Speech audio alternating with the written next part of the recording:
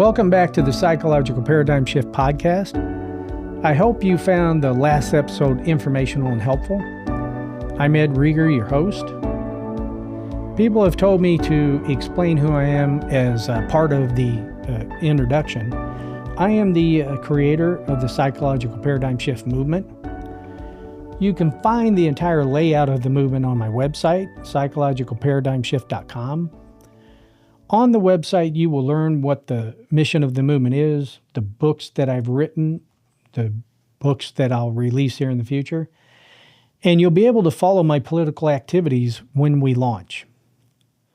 Always remember, I am only providing my personal opinion on my experiences and education on psychological topics. We will be talking about mental illness in a very blunt, transparent manner. The topics may be disturbing to some, and it is never my intent to hurt anyone, only to share my ideas and thoughts. Tonight, we're going to cover aging parents or family members with medical needs and the questions you may want to ask your potential romantic partners. This may be where the rubber hits the road for relationships between the mentally ill. The mentally ill's relationships with their aging parents or family members who have medical needs will be enlightening to you as you progress through your relationship with them. You're going to be able to see the result of the arc of their relationship. How they participate with their family members will clearly expose the compassion or lack of it when it comes to their feelings to their aging parents or a family member that has serious mental or medical needs. All of their psychological issues and behaviors will be in full display, and it cannot be overstated that you will see a level of abandonment that is truly shocking and extremely upsetting. It will be extremely obvious to what kind of treatment you're going to receive from them and their extended family members if you're in a long-term relationship with them and you should become older and or have medical needs. Okay, let's get started. These questions are pretty straightforward. So I'll just kind of go through them all. Have you ever provided care for an aging parent or grandparent in their home or facility? How long did the care last?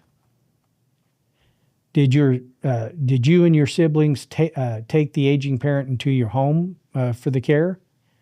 For how long? What kind of care did your loved one need? Home care, assisted living, long-term care?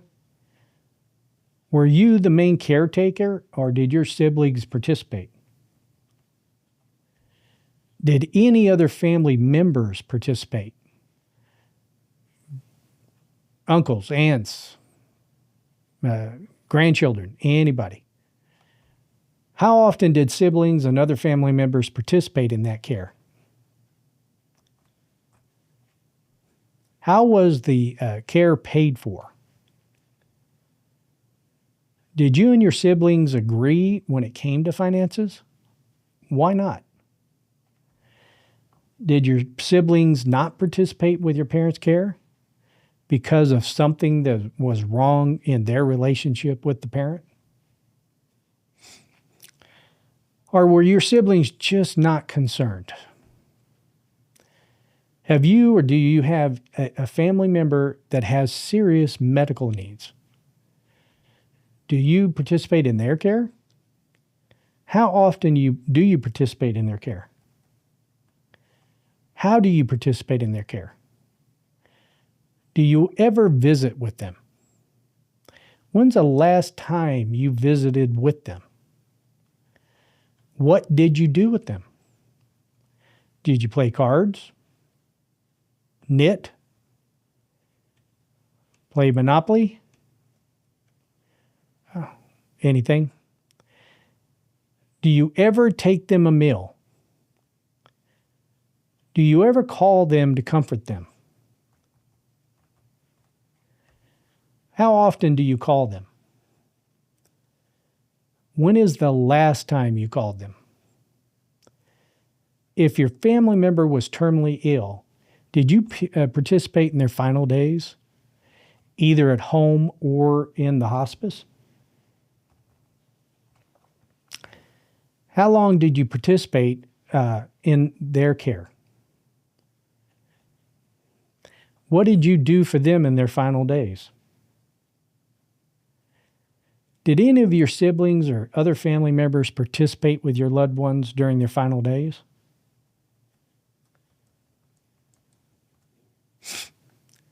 Did you participate as a family or individually? If your loved one was in their final moments, were you responsible for making the final decision to remove life support?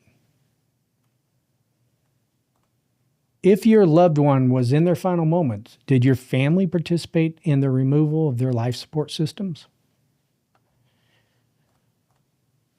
You may see by these questions that most chaos chasers wouldn't care less about an aging parent or family member. And because of the abuse they may have received as a child from that parent or others, it may be justified. Fog lifters may show compassion for an aging parent or family member, even if they were abused by them. And even with the kind of education and understanding they may have, it will still be very difficult to look past the abuse to provide any care or compassion. No matter what, this category is definitely a major red flag when you're thinking of creating a long-lasting relationship with a chaos chaser or a fog lifter.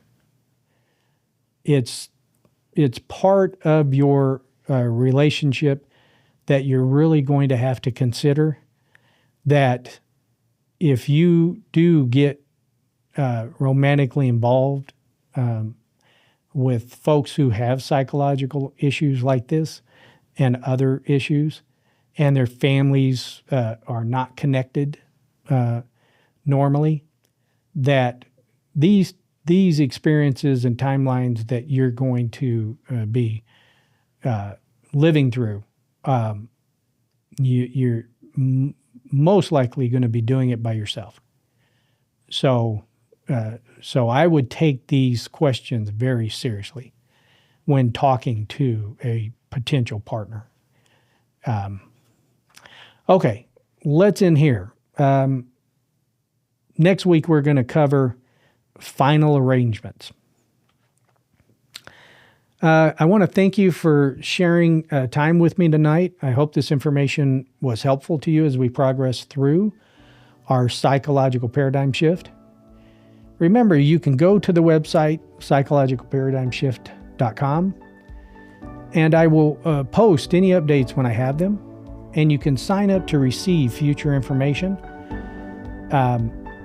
as the paradigm shift expands and evolves. I look forward to next week's episode.